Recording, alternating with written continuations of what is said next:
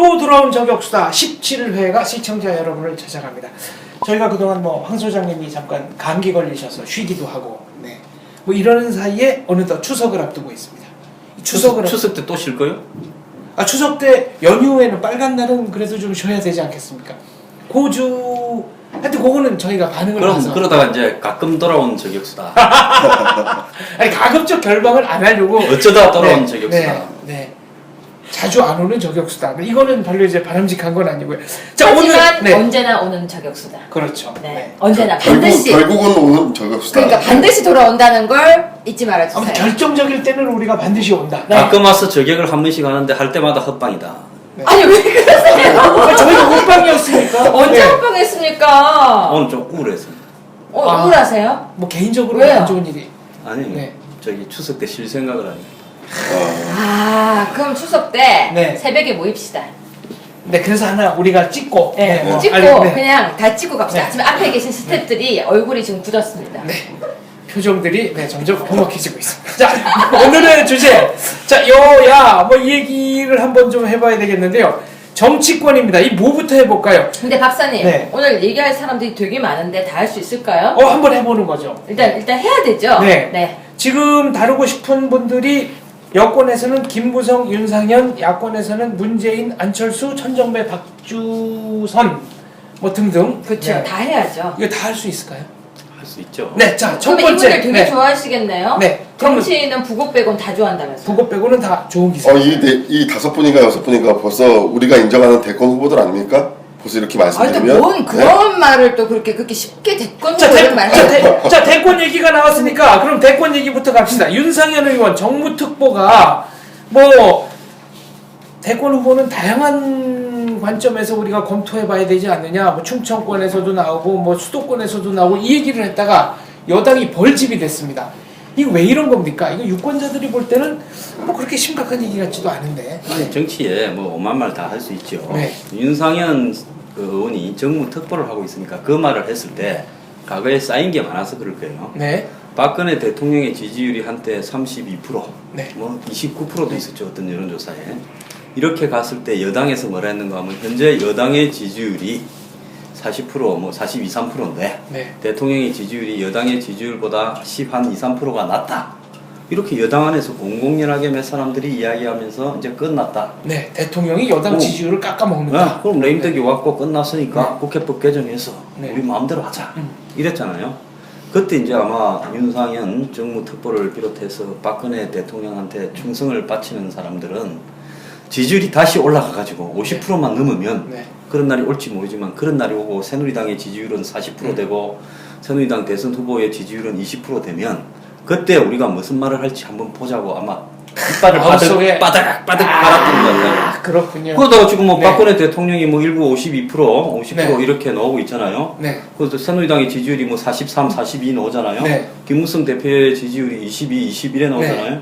그러다 보니 오늘 보니까 뭐 19.9% 돼요. 요즘 여론조사가 뭐 마트 같은 데 가면 19,900원, 9,990원, 네. 또 무슨 네. 199,900원. 그래서 20만 원 안쪽이다. 뭐 이렇게 강조하는. 여론조사가 조금 내가 봤을 때 네. 무슨 뭐 조금 이렇게 조정을 하는지 네. 그런 거 보면 좀 신기하긴 한데 자꾸만 그게 중요한 게 아니고 어쨌거나 김무성 대표의 지지율이 네. 대통령의 지지율에 뭐 예를 들어서 한 30%, 35%. 네. 그다음에 여당의 지지율의 절반. 이러니까 이제 뭐 그날이 온 거 아닙니까? 내가 한번 질러 보겠다. 그러니까 당연히 그러니까 이게 돌출 발언이 아니고. 아니 그렇지만 옛날에 쌓인 걸 쌓인 거를. 우리 한번 네.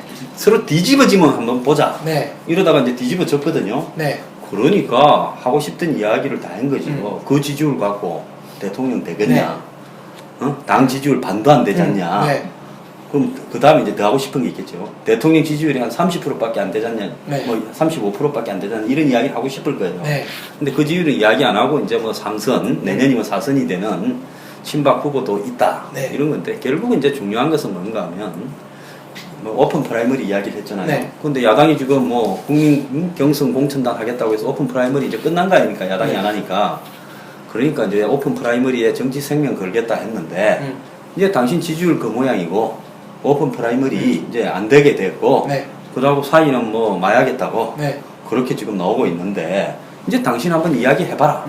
그건 뭐 그동안에 부덕부덕 속에 넣어왔던 거를 이번에 다 토하는 거죠. 야, 이 남자들이 뿌득뿌득 이거 오래 가네요. 원래 남자들이 뒤끝이 더 있습니다. 근데 그렇다면 지금 뭐 네. 자진 사퇴를 유도하기라도 하겠다라는 그런 발언인가요?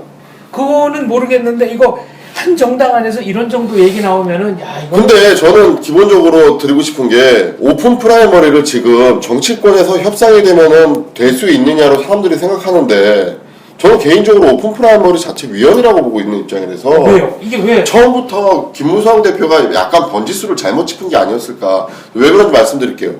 그 우리나라는 정당제 민주주의를 채택하고 있기 때문에 그것도 아주 과도하게 보호를 받는 정당제 민주주의입니다. 그래서 뭐가 있냐면 정당 보조금이 있어요.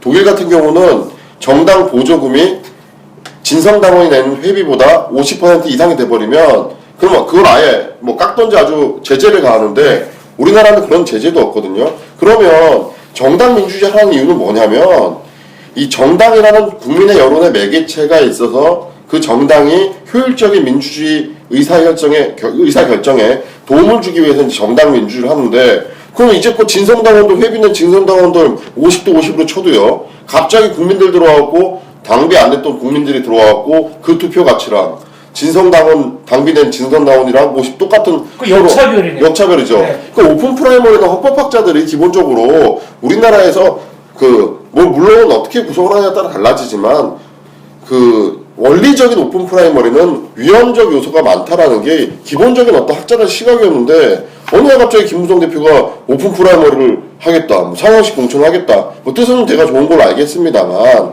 그래도 세밀하게 한 번쯤 보시고 그게 결국엔 또 세밀하지 않기 때문에 또 이 사단이 난 게 아닐까. 뭐 네. 김무성 대표가 뭐 말실수도 많이 하시고 지금 또 여러 가지 또 문제가 걸려지니까 뭐 바로 이렇게 반격이 들어오는 거 자, 아니겠습니까? 오픈 프라이머리를 김무성 대표가 한 거는 궁극적으로 오픈 프라이머리로 할 거니까 그게 안 되면 오픈 프라이머리 유사하게 네.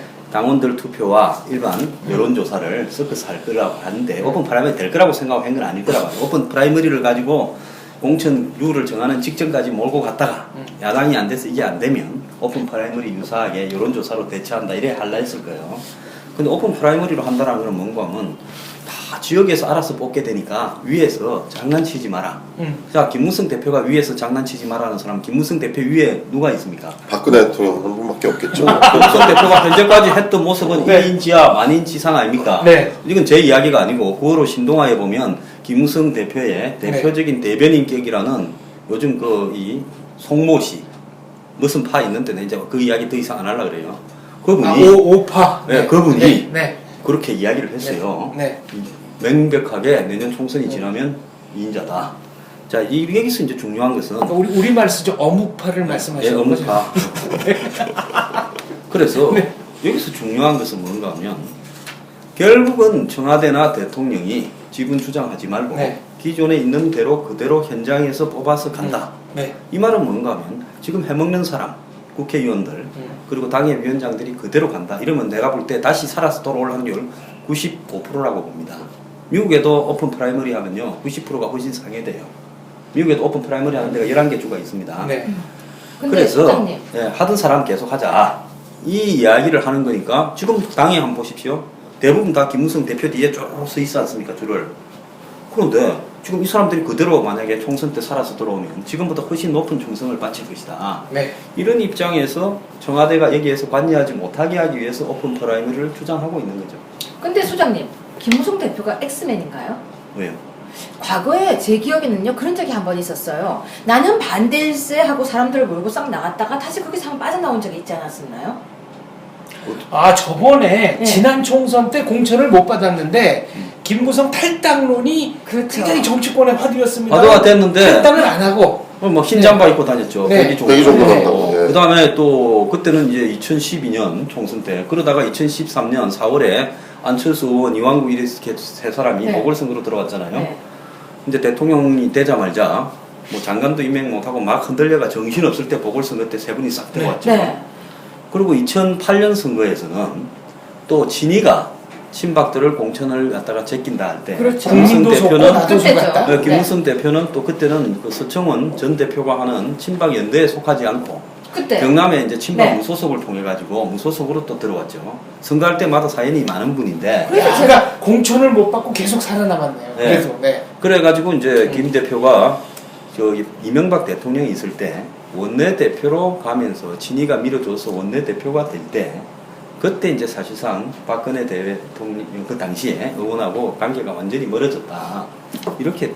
그래서 저는 그렇죠. 이분이 진짜 엑스맨이었나 하는 생각이 잠시 들었었는데 그러면 이번에 윤상현 의원이 뭐 대표라고 해야 되나 뭐 특보라고 해야 되나요? 정무특보. 네. 네, 그분이 이번에 이런 발언을 하니까 갑자기 언론에서 이제 뭘 하기 시작합니까? 후보를 찾기 시작합니다. 4선이 되면서 그리고 4선이 될 거면서 그러면은 대선의 후보가 될 사람이 누구인지를 또 막 찾기 시작해요. 3선 플러스. 네. 네, 그런데 소장님께서 보실 때는 지금 언론에서 나오고 있는 그 후보군이 가능성이 있다라고 보세요. 우리가 저격이니까 그런 걸 저격해야죠. 제가 볼 때 윤상현 의원이 뭐 이야기한 부분에 최경환 네. 의원이 네. 4선이 되고 정우택 네. 충북에 그 두 사람을 마치 이제 내년에 4선이 될 네. 내년 총선이 끝나면 친박의 후보가 있다라는 거예요. 윤상현 의원쯤 되면 그래도 대통령을 누님이라고 부른다는 뭐 한간에 네, 그런 정도의 네. 또 굉장한 분 아니에요. 과거에 대통령의 사위도 하신 분 아니에요. 네. 이혼을 했지만은.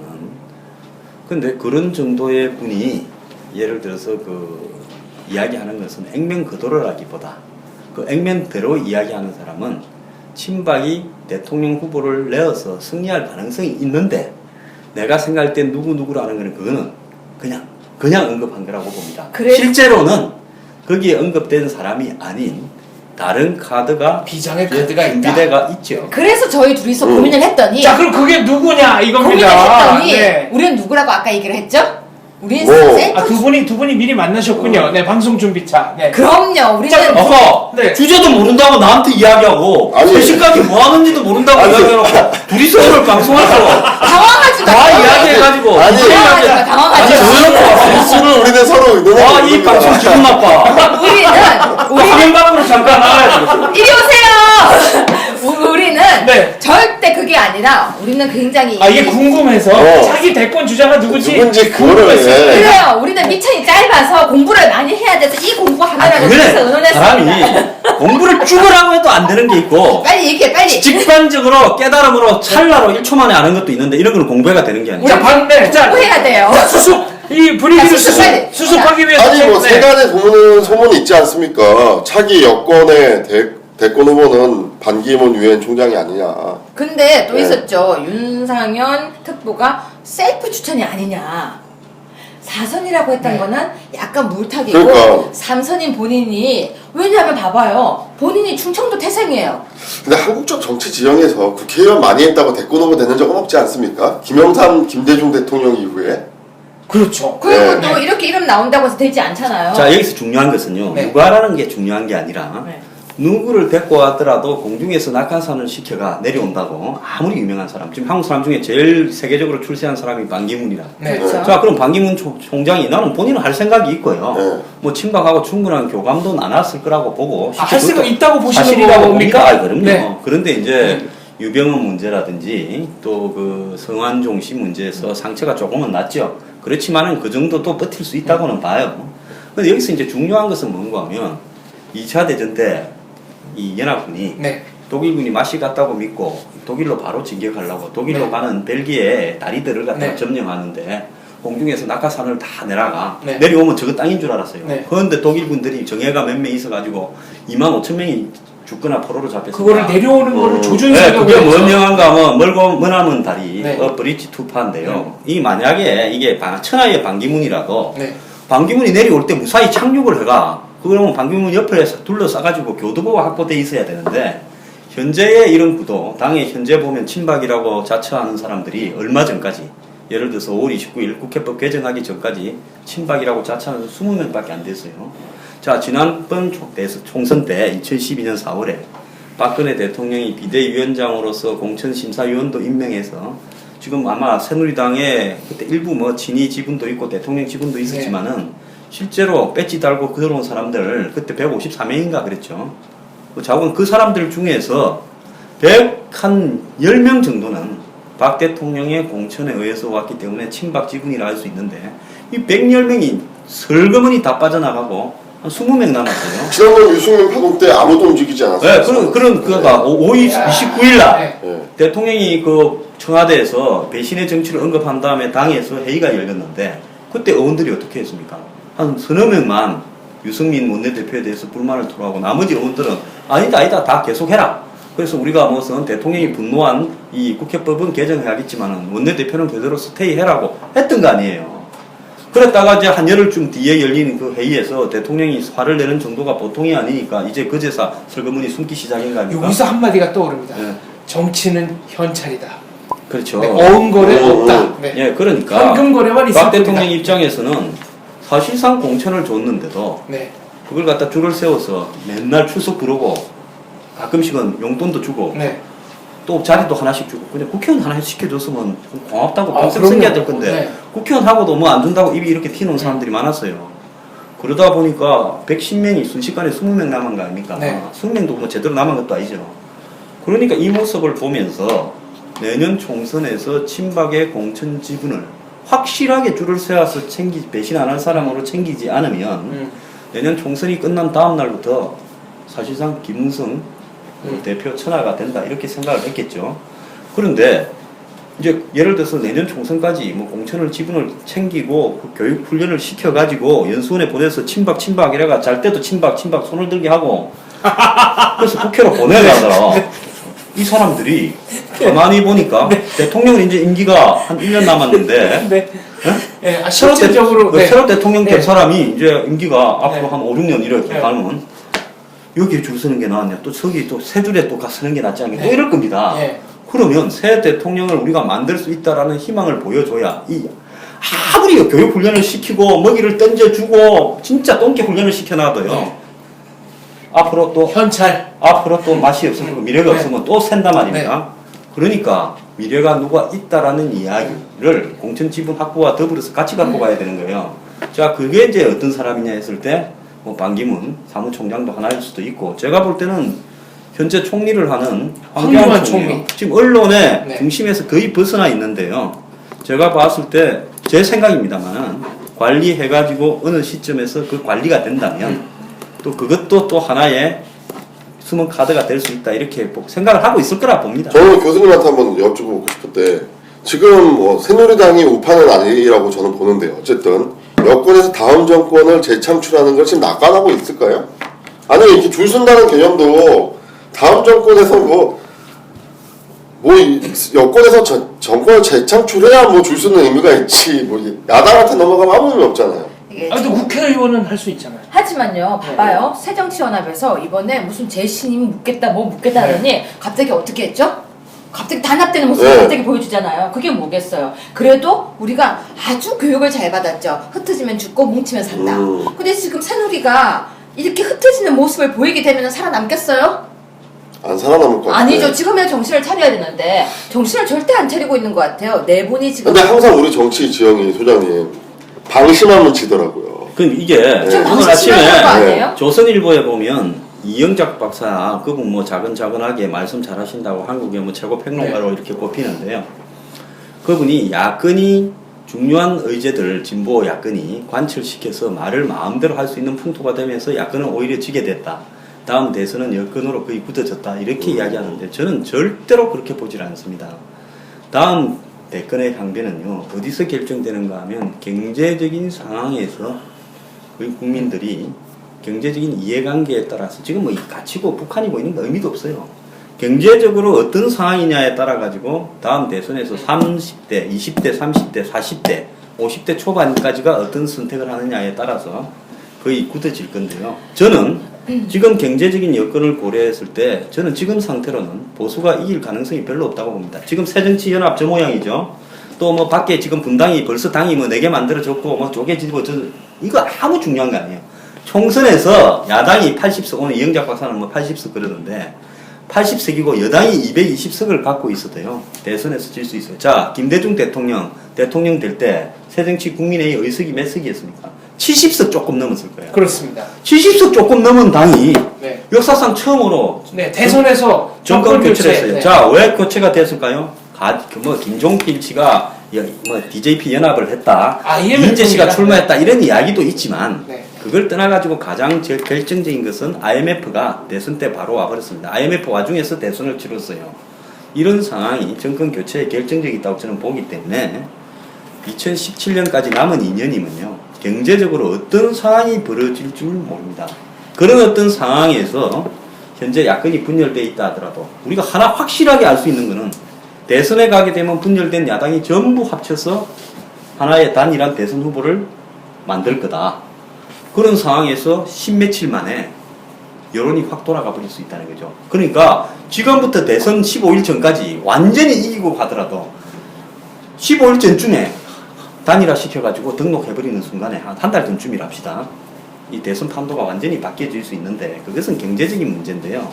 우리 보수가요. 현재 경제적인 상황이 얼마나 암울한가에 대해서 너무 낙관적으로 네. 해석하고 있다는 겁니다. IMF 얘기를 하셨으니까 그때 이 IMF가 대한민국에 와서 IMF가 시키는 대로 개혁을 할 것이냐 안 할 것이냐 각서를 받았습니다. 근데 그 각서를 누구한테 받았냐면은 김대중, 이회창 등 주요 대권 후보에게 받았습니다. 인재 씨도 했고요. 네, 이인재 후보도 사인을 했고. 제가 그때 이야기를 몇 번 했는데요. 한국이 요즘 그리스 하는 거 보면 한국은 IMF를 그때 당한 것보다도 한 4분의 1 수준으로 겪고 넘어갔으면 되는데 한국의 대선과 정권 교체가 어울리는 바람에 미국이 한국에 대해서 지나치게 가혹하게 기업들 구조조정해라, 팔아라, 은행들 구조조정해라고 이렇게 하면서 한국이 대가를 너무 크게 치렀어요. 자, 그런 어떤 상황이기 때문에 지금 남은 2년, 자, 경제적인 여건이 요 근래 가장 예측하기 어려운 상황으로 지금 도달하고 있어요. 국제 경제가 매우 예, 심각하게 그런 이런 상황에서 한국이 가장 개방이 많이 되어 있기 때문에 중국의 영향이나 개방 경제의 영향, 한국이 FTA 경제 지도가 세계에서 제일 넓다는 나라 아닙니까? 그러니까 세계적으로 흔들림이 오면 타격도 제일 많이 받을 수 있는 나라예요. 이런 상황에서 예를 들어서 이 국민은 뭘 보고 자기 선택을 하느냐? 내 개인의 삶이 조금이라도 예를 들어서 나아질 건가 아니면 누가 이 지경을 만들었는가 이걸 갖고 판단하는 겁니다. 그렇기 때문에 그렇게 낙관날 일이 전혀 아니다라고 봅니다. 저도 그 부분에서 보충을 좀 하자면 얼마 전에 노사정 대타협을 했는데 저는 약간 이런 생각을 가지고 있어요. 지금 욕먹기 싫어가지고 자꾸 땜질하는 경제정책이 자꾸 나오는데 우리가 FTA 지형을 넓혀놨으면 좀 더 글로벌 스탠드에 맞게끔 좀 더 개방적이고 공격적인 어떤 경제정책을 펼쳐야 될 것 같은데 지금 뭐 욕먹기 싫어서 자꾸 이렇게 서서히 침몰한다는 느낌이 든다고나 할까요? 근데 노사정 대타협 같은 경우는 이번에는 대타협은 타협을 하기 위한 타협을 한 거 아닌가요? 그러니까요. 네, 이번에는 이거예요. 우리 이번에 만나가지고 사이좋게 지낸다는 약속을 하는 게 어때? 사이좋게 지낸다는 약속을 하기 위한 약속을 잡은 거죠. 그러니까 합의문 중에 보면 앞으로 열심히 노력해서 요점은 계속 합의를 해놔. 합의를 할 것을 갖다가 합의하는 거죠. 네. 그럼 지금 비정규직의 문제를 결국은 어떻게든 해결을 해야 되는데 절대 해결 못해요. 네. 왜냐면 이건 정확하게 얘기해야 돼요. 우리가 과거에 시간 강사라든지 비정규직을 2년 동안 운영을 하면은 2년 뒤에는 정규직으로 전환이라든지 그런 법이 있었는데요. 그 법이 유보가 되었어요. 네. 유보가 됐다는 게 뭐예요? 법원 처음에 만들고 입맛에 맞게 지금 당장은 만드는데 그 다음에 해보니까 이거 되게 불편해. 다시 유보. 절대 국민들이 믿지 않아요. 지금 이거. 그러니까요. 또 타협이라는 그 기사가 나오고 바로 연결돼서 나온 것이 구로공단이 아니고 지금 뭐라고 하죠? 디지털 단지. 그렇죠. 네. 디지털 단지에 절대 노동법 개통이 시켜지지 않고 있다는 기사가 바로 맞물려서 떴단 말이에요. 네. 그래서 이 타협은 국민들이 볼 때는 그냥 남의 나라 이야기, 남의 나라에서 하고 있는 방송이라고 느껴질 거예요. 그렇다면 지금 소장님 말씀하신 것처럼 경제가 가장 큰 지표다. 전 찬성하는데 그 경제가 국민들이 볼 때는 이번에 세금도 많이 인상되고 물가 지표도 많이 인상이 되어서 살기 어렵다는 얘기가 계속 나오고 있는데 그걸 과연 어떻게 그러면 새누리당이 지켜줄 수 있을까 하는 거죠. 과연 어떻게 그걸 지켜줄 수 있을까? 근데 저는 한 가지 여기서 또 궁금한 게 하나 있는데 도로에 자동차는 왜 이렇게 많고요? 유원지를 가게 되면 또 거긴 또 이렇게 미어 터집니까? 그거 이유가 있어요. 네. 뭐예요? 담배값을 올려도 예. 2,500원, 4,500원 올려도 담배는 옛날에 피던 건 똑같이 피는 거 아니에요. 그럼 건강을 위해서 올리는 게 아니라 담배 세를 많이 세수를 받으려고 위해서. 올린 네. 거죠. 자, 어차피 미래가 없으면 예? 지금 그냥 쓰고 지금 가요. 행복하자. 네. 그러니까요. 집이 없고 월세 사는 사람이 외제차 타고 다니고요. 그 다음에 뭐 예를 들어서 모아봤자 어차피 별 미래도 없는데 쓰고 보자고 전부 놀러 다니고. 그 일본의 버블을 상징적으로 알려주는 사건이 옛날에는 젊은 사람들이 돈을 모아서 집을 샀는데 어차피 모아봐야 집을 못 사니까 그럼 외제차를 사겠다. 지금도 우리나라도 수입자 푸어라는 게 생기지 않았습니까? 근데 맞는 말이에요. 네. 이자가 안 높아요. 은행의 이자가. 은행에 돈을 이제 저축을 하면 이자가 굉장히 높았던 시절이 있었어요. 제 기억에는요. 1년에 16% 이랬던 때가 있거든요. 20% 가까이 됐던 적 지금 1%입니까? 70년대에 2%입니까 지금은? 지금 지금은 1.8. 그렇죠. 1.8. 실질 금리는 거의 0%죠. 그렇죠. 네. 그러니까 저축을 해도 그게 돈이 쌓이는 느낌이 드는 것이 아니라 별로 미비하고 근데 미안하지만 이래갖고 언제 다 할 거야 대선 주자들. 웬일로 소장님이 갑자기 시간을 걱정하세요, 소장님? 아니 이제 네. 이제 윤상인이 하나인 것 같았어. 그러면 저희가 경제 얘기는 다음 대선에서는 경제 문제가 열쇠가 될 수 있다. 네, 이렇게 정리를 하고요. 그다음에 오픈 프라이머리 얘기가 나왔으니까 영국 노동당 같은 경우에 진성 당원은 그냥 당수 선거 투표할 수 있고요. 일반 국민은 투표할 때 3파운드 한국 돈으로 한 6천 원 정도를 내고 투표할 수 있다. 이렇게 정리하고 넘어가겠습니다. 자, 야당으로 야당으로 갈까요? 이제? 예, 그렇죠. 자, 문재인, 천정배 이 두 분 사이에서 뭐 농담도 못하냐, 뭐 막말이 심하네, 너나 잘하세요, 뭐 이런 말들이 공개적으로 오가고 있습니다. 그러니까 이제 어차피 그 고름이 잘 안 된다. 문재인 대표가 그렇게 생각했죠. 부스럼이 살되랴. 꼬덕일 수 있는 범주에 있는 사람은 열심히 꼬덕이겠죠. 네. 자, 천정배 의원 보고는 네. 한마디로 니 건방진 소리 할래 이런 거 아닙니까? 근데 안철수 의원 보고는 뭘 조금은 잘 모르는 것 같아 이런 식으로 이야기를 했거든요. 네. 그러니까 천정배는 이제 물 건너 간 거고 저게 중심이 돼가지고 지금 야당을 다 모을 거다. 지금 야당 한번 보십시오. 오늘 박주선 의원 탈당했다 그러죠. 네. 당 만든다고. 네. 자, 이분도 따로 신당 만드는 사람 한 명당 당 한 개씩입니다. 네. 사실상 김민석 의원이 하는 민주당 있죠. 그런 당사부터 뭐 벌써 얻어놨지 않습니까? 네. 그 다음에 또 뭐 있습니까? 박준영 지사가 하는 당이 신민당 있죠. 네. 박주선 의원이었어요? 예. 네. 전 박주신인 줄 알았어요. 아니, 요즘 하도 박주신해서 박주신 의원인 줄 알았어요. 저는. 저는 요즘 박주신이 머리에 꽂혔어요. 그럴 수도 있겠다. 이러다 영국에서 돌아와서 신당 만드는 거 아닙니까? 그래서 또 박주선 의원은 새시대 민주당 한다 그러지. 네. 천정배 의원은 또 창당을 선언했지. 네. 지금 이제 당 4개예요. 네. 며칠 있으면 또 더 늘어날 거야. 와 자꾸 당을 만드는 줄 압니까? 왜요? 나중에 저 당도 나중에 모여가 또 합당을 해야 되는데 네. 총선 앞두고 합당 당이라도 갖고 있어야 내 밑에 20개 보장해주라. 네 20개 하자. 지분. 지분 지분에 사람. 있어야. 네. 그러니까 그러지 않고 천정배 의원한테 쑥 가보십시오. 내 한 몸 공천 줄래 이래야 될 거 아닙니까? 그러니까 이게 M&A 기법하고 비슷하군요. 그렇지. 어쨌든 회사를 하나 만들어갖고 한 인수합병을 할 때 이 기득권을 내가 얼마로 치줄래? 한 주당 뭐 예를 들어서 뭐 100원짜리를 한 주당 1,000원은 해줘야 될까? 영업권 보장해주라는 거 아니에요? 원리금 달라. 그러니까 당 만들면 그 자체가 영업권이 생기거든. 근데 그게 거의 페이퍼 컴퍼니 같은 거 아니에요? 그래도 당을 만든다 하면요. 일단 등록까지는 할 줄 알아요. 등록을 하려면 보통 사람이 당 만들려면 평생 잘 못 만듭니다.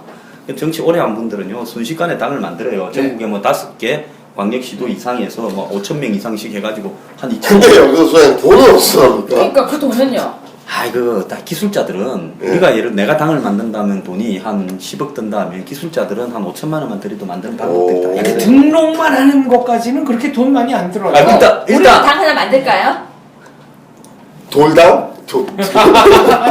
또당.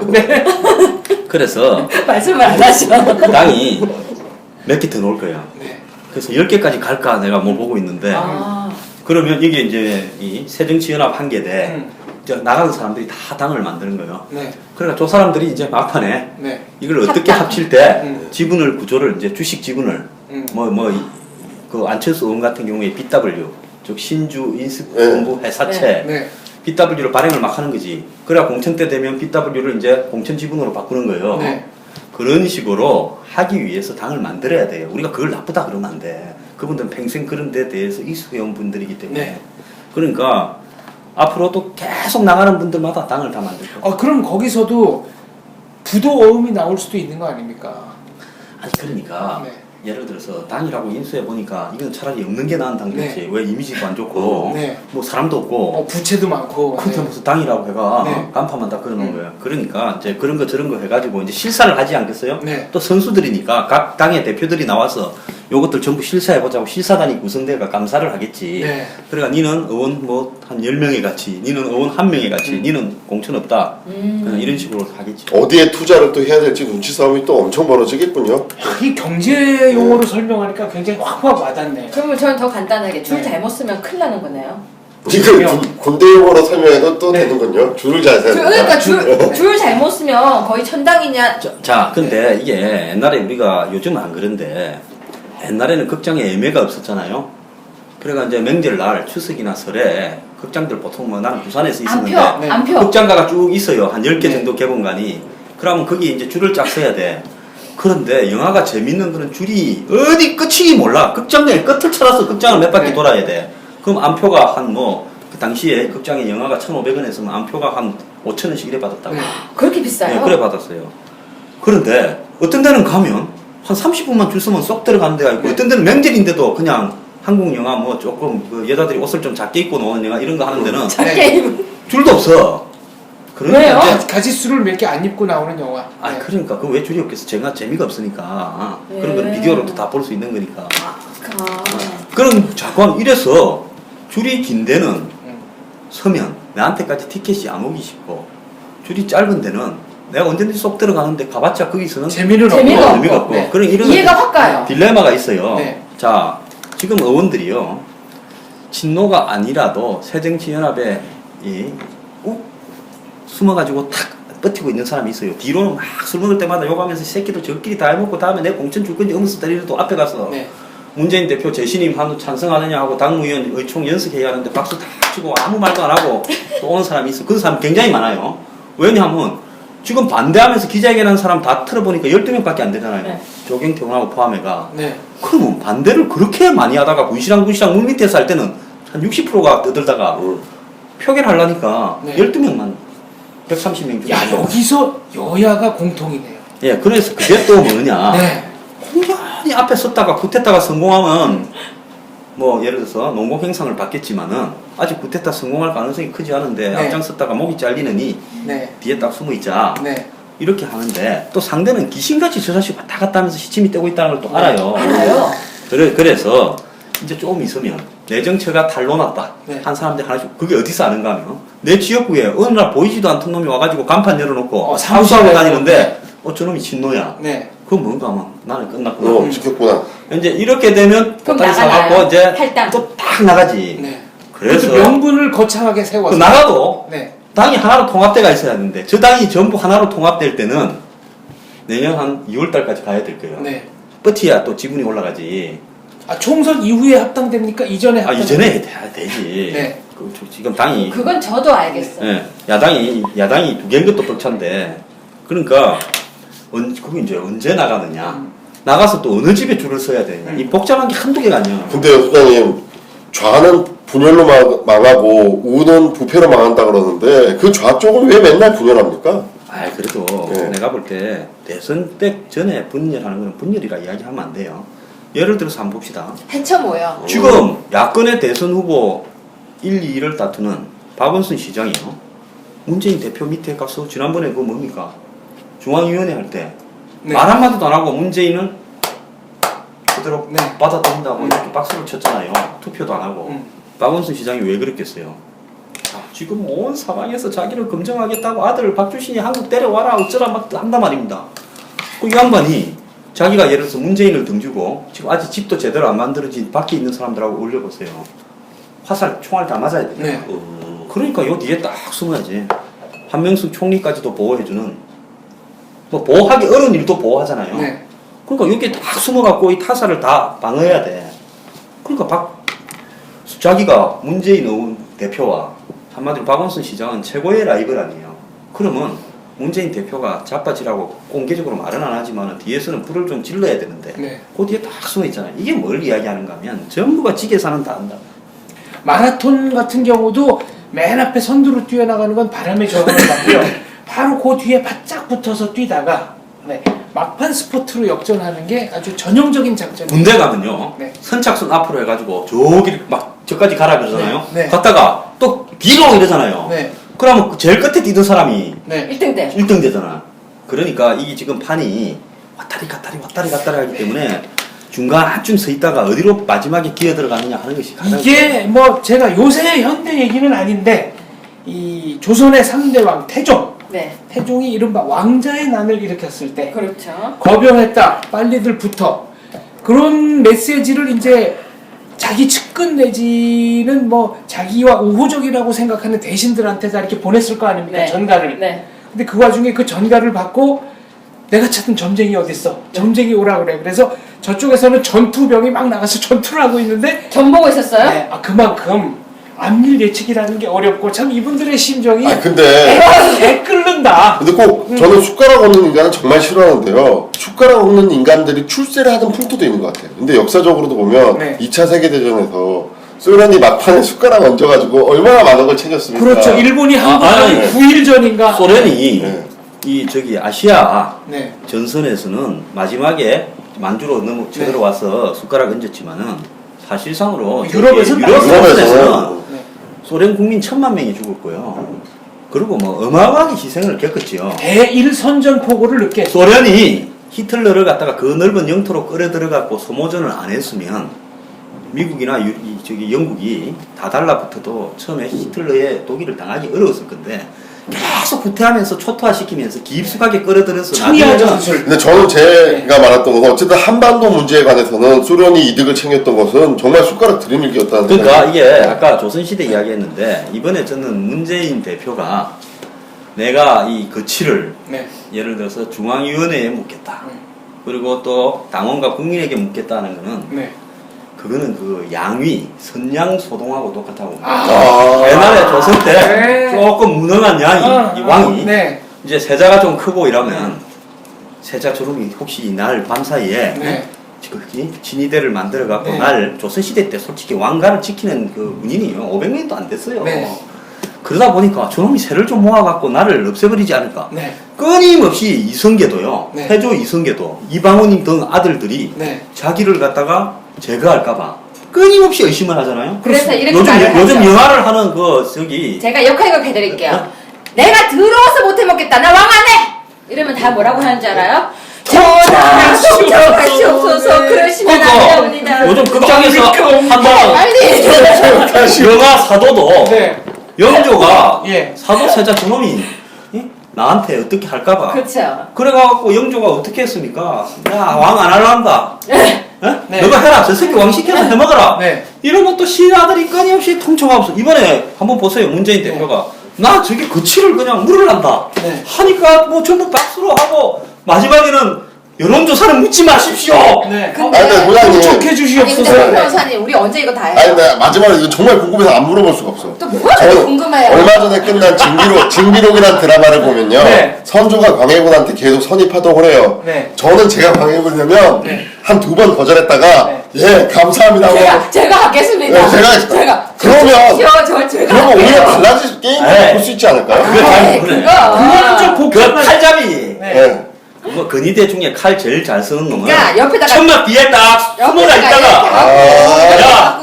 네 왕에 내가 안 할래. 그리고 아이 고맙습니다 내지는 전화 하시지요 하는 놈은 순식간에 병풍 뒤에서 병풍 뒤에서 한 거다. 그러니까 결국에는 뒤에 야로가 있었다는 얘기군요. 이게 이번에 안철수 의원이 이거 언제 다 해요? 예를 들어서 내왕 안 할게 네. 이렇게 하니까 네. 왜 그런 식으로 묻냐? 하나만 하지 말든지 그런 식으로 물어서는 안 된다 이랬잖아요. 이 안철수는 이번에 걸려들었어. 그래서 저는 안철수 의원이 결국은 새정치연합을 안철수는 좀 우유부단하고 철수도 늦게 하잖아요. 이런 네. 거 안철수 하듯이 이렇게 하면 이거 명예훼손 되지 아니, 아니 아니, 그건 뭐 네. 뭐 소장님이 하신 우리의 안철수 의원님께서는 이런 정도의 위트를 가지고 시비를 걸 만큼 그렇게 속이 좁은 분이 아니에요. 아이 그거 절대 안 그럴 거야. 그치? 그 정도가. 그런데 이번에 안철수 의원 같은 경우에는 지금 여러 번 철수를 했는데 근데 이번에는 내가 볼 때 이 탈당 부분에서는 절대로 안철수하고 아마 나가야 될 거예요. 아니 저는요 지금 소장님은 계속 말씀하시면서 공천권 그리고 되게 어렵다, 국회의원 되는 게 어렵다고 하셨는데 저는 사실 아닌 것 같아요. 국회의원 되는 거 되게 쉬운 것 같아요. 내가요 국회의원 선거 한번 나가가 있던 돈 다 쓰고 쪽박 찬 사람이에요. 근데 소장님 봐봐요. 그래서 내가 여기서 좀 자신 있게 이야기하는 거는 네. 안 해본 사람은 말을 하지 마. 근데 소장님 이거요. 이 누구 네. 어떤 외국인은 되게 쉽게 국회의원이 되고 또 우리 보면 국회의원 보면요 어떤 피해자 사건을 이렇게 변호했던 의사인 경우에 또 국회의원이 되고 보면은 저게 제가 볼 때 생각보다 쉽게 국회의원이 되는 것 같거든요. 국회의원들끼리는 자기들끼리는 논두렁 전기라도 타고나야 된다 이런 얘기들을 하죠. 그럼 사주를 잘 타고나요. 그리고 국회의원이 되나요? 국회의원들끼리 또 하는 농담 중에는 이런 것도 있습니다. 네. 처음에 국회에 딱 들어가잖아요. 그럼 초선 의원들끼리 정말 여야 가릴 거 없이 다 동지로 보인다는 거예요. 처음 왔으니까. 아니 그 선거라는 사선을 넘어서 정말 얼마나 고생들을 했을까. 네. 정말 정말 공감하고. 네. 근데 한 3개월 지나면은 입장이 바뀐대요. 아니 어떻게 저런 사람이 국회에 아니 국회의원들요 똑같은 국회의원이 아니야. 아니 예를 들어서 진골, 성골, 육두품 국회의원이 있는데 네. 진골은 누굽니까? 진골은 그야말로 예를 네. 들어서 어쩌다가 한번 재수 조화가 된 게 아니라 네. 지역을 진짜로 열고 갈고 닦아가 한 서너 번 한 사람이에요. 국회의원 되는 방법 있어요. 북한 갔다 오면 돼요. 그거는 요새 북한 갔다 왔다가 감방에 한 10년씩 사는 사람도 있으니까 북한 갔다 와서 국회의원 되는 사람도 있잖아요. 그거 아니고 그 이제 일반적인 건 아니고요. 네. 그 다음에 자, 두 번째 선골 말고 선골은 뭐 어쩌다가 한두 번은 되는데 네. 오래 못 키우는 선골, 진골이 이제 네, 한두 번 네, 되는 한두 번 거예요. 되는 거고 육두품은 육두품은 비례대표 요새는 비례대표는 아. 비례대표는 2번 연속 안 주는데 요거의 한국 신기록은 김종인 의원 여야를 넘나들면서 비례대표만 4선을 하셔. 그럼 내가 대선에 나오시는 겁니까? 그럼 또 정설적인- 4선이냐? 네? 근데 대통령 우상현 의원님 표현대로 정무특보님 표현대로 하면 4선 아닙니까? 아니 그분은 이제 네. 친박은 아닌 거고 그분은 또 대통령은 비례대표가 없어요. 안타깝게도. 네. 자 아까 이제 광해군 얘기를 했는데 광해군은 사실 선조의 마음은 이 정실의 자손이었던 임해군에게 가 있었기 때문에 광해군은 임진왜란이라는 참 이 역사의 격변기를 맞아가지고 정식으로 세자로 임명한다는 교서도 없이 얼떨결에 이제 세자가 된 광해군이 임금이 아니고 뭐 조나 종자가 안 붙고 군자가 붙은 거는요 사실은 연산군은 뭐 재미라도 많이 보고 여자들도 엄청 거느리면서 그렇게 군이 됐지만 네. 이 사람은 별로 그렇게 한 것도 아닌데 군이 된 게 뭐 또라이 선조 밑에서요 네. 하도 정신적으로 시달려가 니 왕할래 네. 그래갖고 광해군이 네.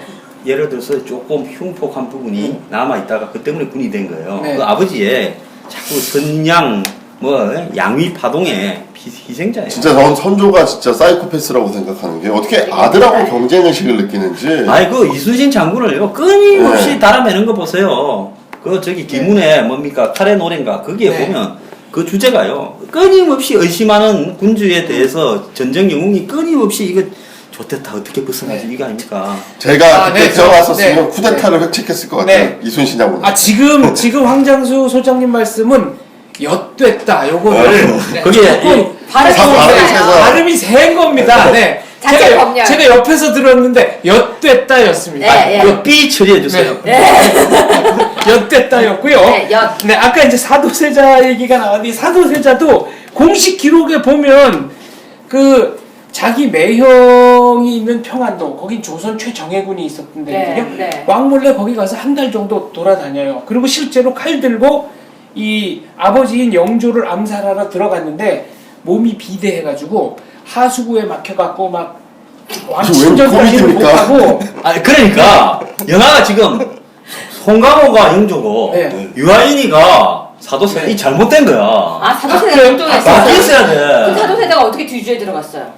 뒤주가 되게 컸어요. 기록은. 뒤주가 아무튼 사도세자는 영조를 암살하려는 시도를 실제로 했습니다. 이게 역사의 기록입니다. 그 두 사람이 예를 들어서 뭐 세자가 아버지가 공부하라니까 공부 안 하고 뭐 놀러 다니고 여자나 만나고 다니고 해서 아버지가 끊임없이 미워하다가 그런 게 아니라 그거는 솔직히 말하면 처절한 권력 투쟁이었다. 지 죽이고 네. 아들이 아버지 죽이고 임금 해먹을까봐 아버지가 끊임없는 의심을 하다가 그 의심이 결국은 됐는데 네. 항상 이게 이 역사라는 것은 승리한 사람의 기록이잖아요. 그러니까 아버지가 아들을 뒤주에 가둬서 죽였으니까 아버지의 입장에서 저놈이 공부도 안 하고 어릴 때부터 빗나가고 이래서 문제아였다. 문제아를 지적해서 사람 만들려다가 뒤주 안에 집어넣었다 이렇게 되는 거죠. 저는 오늘 노자격에서 기억이 남는 건 사도세자는 뚱뚱했다밖에 없을 것 같아요.